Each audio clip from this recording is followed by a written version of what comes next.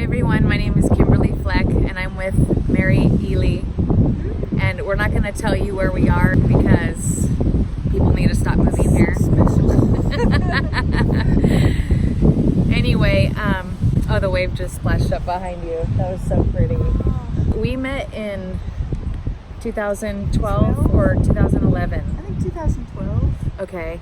But do you remember when you guys reached out to do the breath work and why? I do. I mean, it was, well, my husband Bob, who was a Vietnam combat veteran, was having a lot of PTSD issues that had gotten worse and worse. Yeah. And I was taking, after then he had a brain hemorrhage that just about destroyed his brain. And he was still intelligent, but he couldn't walk or do any, could barely swallow.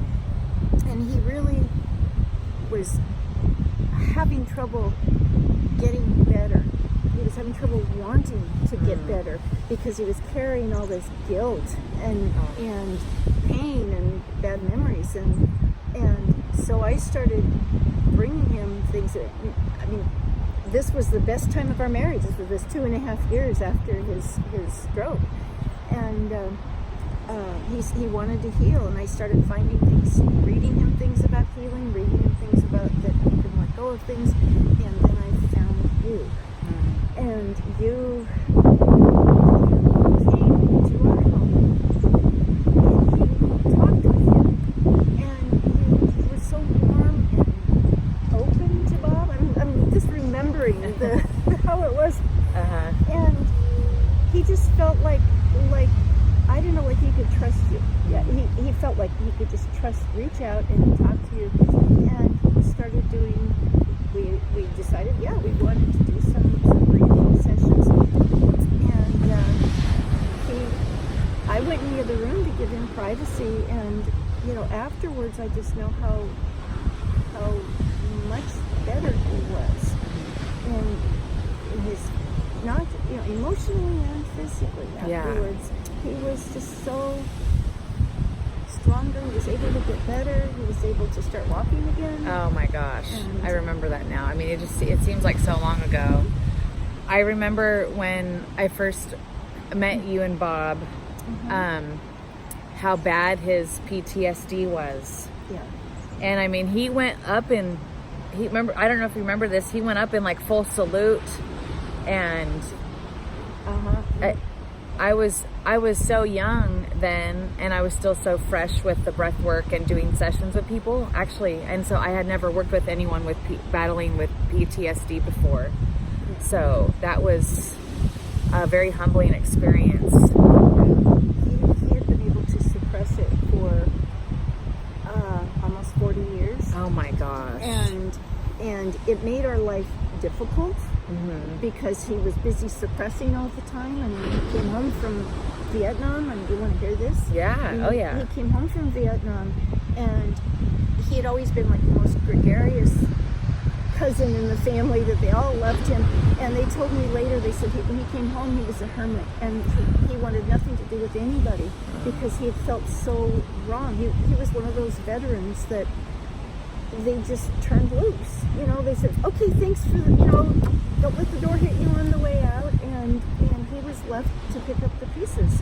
And he was just living in LA and almost homeless. He was living in an abandoned building. And, oh my gosh. How old was he when that happened? Or when they... About that time, he was like about 23, 22. Gosh. And his dad came down and got him and said, got him back up, they put him back together, and he got a job. He became a very productive citizen, and he worked for Tektronix and set them up on computers, which sounds funny, because the Tektronix would need to be have programs set up, and they'd send him to training, and he'd work for them, but he still was afraid, so afraid that our country was going to be taken over.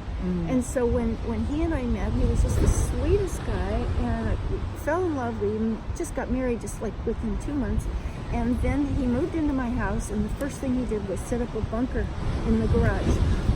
A bunker of stacks of magazines so that he could be there when the hordes of people, the motorcycle gang or whatever came up the street, and he had an arsenal, he had weapons, he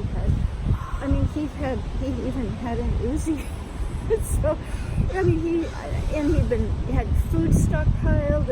He was ready for this, and I had no idea about that part of him until then, and I just kind of went along with it. But I thought, and he came home smoking pot, and I made him give that up because of my children. Mm-hmm. I didn't want to lose them in those days, and that was his self-medicating, and I didn't know that. And so then he got angry and just kept stuffing it. So 28 years into our marriage, he had this brain hemorrhage, and in the hospital up at OHSU in the neuro intensive care unit, he thought he was cheerful, making jokes, talking, and all of a sudden when he realized he was paralyzed, his mind snapped. And he thought he was cold there. He was cold. And they didn't want him to get a fever, so they kept him cold. And his mind just snapped, and he thought he'd been captured by the enemy. And he kept ripping. He could barely move one arm. He couldn't move the other arm. And he could barely, with his teeth, take out his IVs. So he was going to escape. And the nurses would come in blood all over because he ripped his IVs out. And that's what he was by this time chemically sensitive, so he couldn't go to a nursing home or skilled nursing facility with fragrances because they had so many. And, the air freshness, that made his blood pressure spike. And so I brought him home to take care of him. I turned and I worked with him. Yeah. And then we started putting his life back together. And you were like the missing link. That it was like he was still trying so hard not to be upset, not to be living this memory. And after, so I wasn't there during the breathworks, but I know that after he just started talking to me about all the things he had never told me, that he felt he couldn't tell anybody, just how a drill sergeant had smashed his finger and smashed his fingernails, because he had his finger wrong, or the thing he'd done in Vietnam where he made a mistake, and when he was about to leave, his replacement, he was telling him, don't cross the road, I think the DMZ road, anyway, don't cross the road except at the checkpoints where we have. And he must not have stressed it enough, because the next day this new lieutenant is leading his little troop across this road without going to the checkpoint, which was 2 miles up the road, and he got blown up. And he had a sucking chest wound, and he was in the hospital and getting ready to get medevaced out, but he had no lungs, not really. And at that point, and Bob went to see him, and he just felt so guilty. He said, I made a mistake, and this guy is dying. And he was so afraid. He would scream at our children if they would make a mistake. He would just, if you make a mistake, someone dies. And all of a sudden, but he could talk about it. He could say, this is what I'm feeling, and this is, so he could go forward. Oh my gosh. After that and heal. Anyway. No, is it okay if I interrupt you for a second? Please talk. So, Bob and I, her belated husband, did 3 breathwork sessions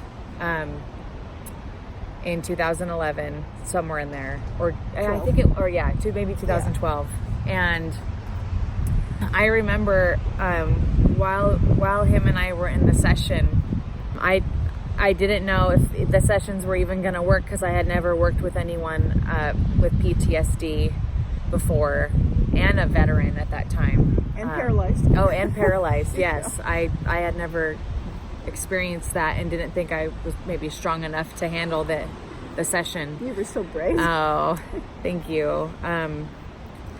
And he just kept doing the sessions, and he kept taking in deep breaths. And I remember his 3rd and final session,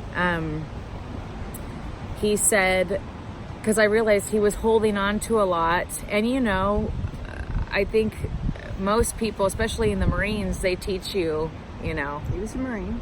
you're a Marine, you're not going to get PTSD, it's all mental, la la la. Tough it out. Tough it out, right?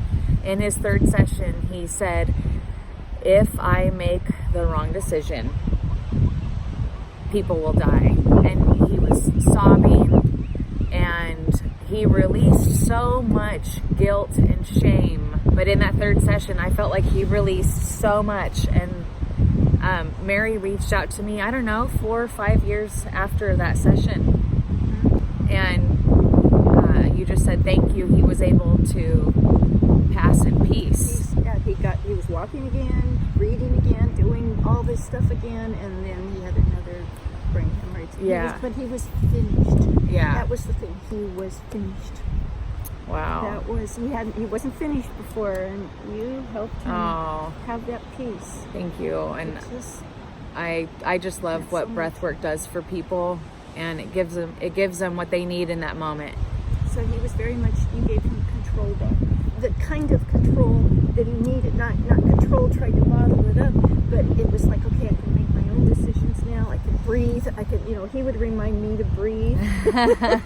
Yeah. So, like, come on, Mary, let's breathe through this. So he learned, he carried it forward. So I want to thank you that you brought so much into my dear husband Bob's life and into my life. Thank you. And I brought that forward into Steve's life when I married again. So, thank you. This is wonderful. Thank you, Mary. Thank you for watching. And you can reach me at www.breathewithkamala.com, or you can email me at breathewithkamala@gmail.com. So take care, everyone. Peace and love, and rock and roll.